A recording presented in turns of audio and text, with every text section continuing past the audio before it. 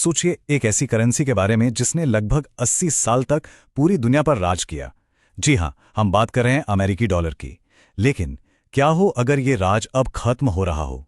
क्योंकि हाल ही में ईरान ने एक ऐसा कदम उठाया है जिसने पूरे ग्लोबल फाइनेंशियल सिस्टम में आप कह सकते हैं एक भूचाल ला दिया है। और ये डॉलर की बादशाहत को एक बिल्कुल सीधी चुनौती है। तो ईरान ने साफ साफ कह दिया है, एक अल्टीमेटम दे दिया है जिसे कोई अनदेखा नहीं कर सकता।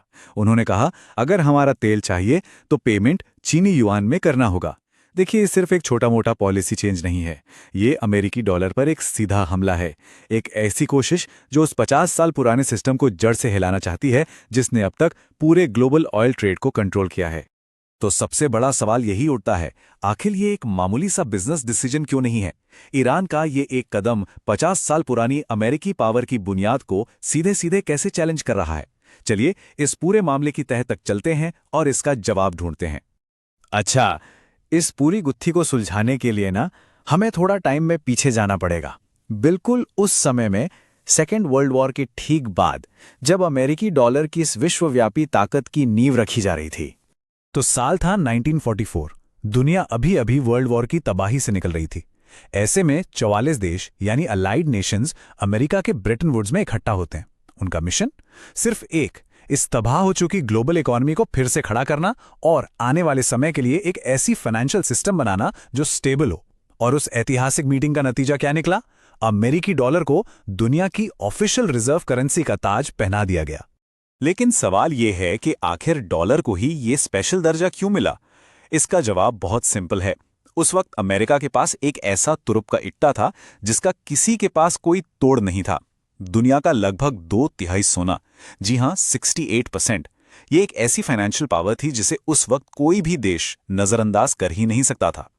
और इसी विशाल सोने के भंडार पर एक नया सिस्टम बनाया गया जिसका नाम था गोल्ड स्टैंडर्ड। इसको ना जरा आसान भाषा में समझते हैं। सोच लीजिए कि हर अमेरिकी डॉलर सोने के लिए एक वाउचर जैसा था।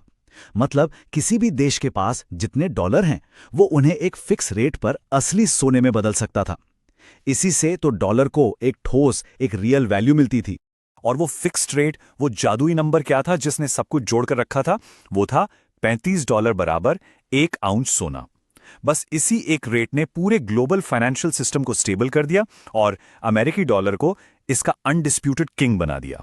लेकिन देखिए, सोने पर टिकी कोई भी सिस्टम उतनी ही मजबूत होती है जितना उसके पास सोना हो। और बहुत जल्द इस सोने से बंधे सिस्टम में दरारें पड़ने लगी।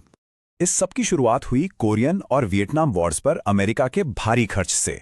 इन जंगों को फंड करने के लिए अमेरिका ने बस पैसे छापना शुरू कर दिए, बहुत सारे पैसे। नतीजा, दुनिया में घूम रहे डॉलर्स की संख्या अमेरिका के सोने के भंडार से कहीं कहीं ज्यादा हो गई। अब जब दूसरे देशों ने यह देखा तो वो घबरा गए, उन्हें डर लगने लगा।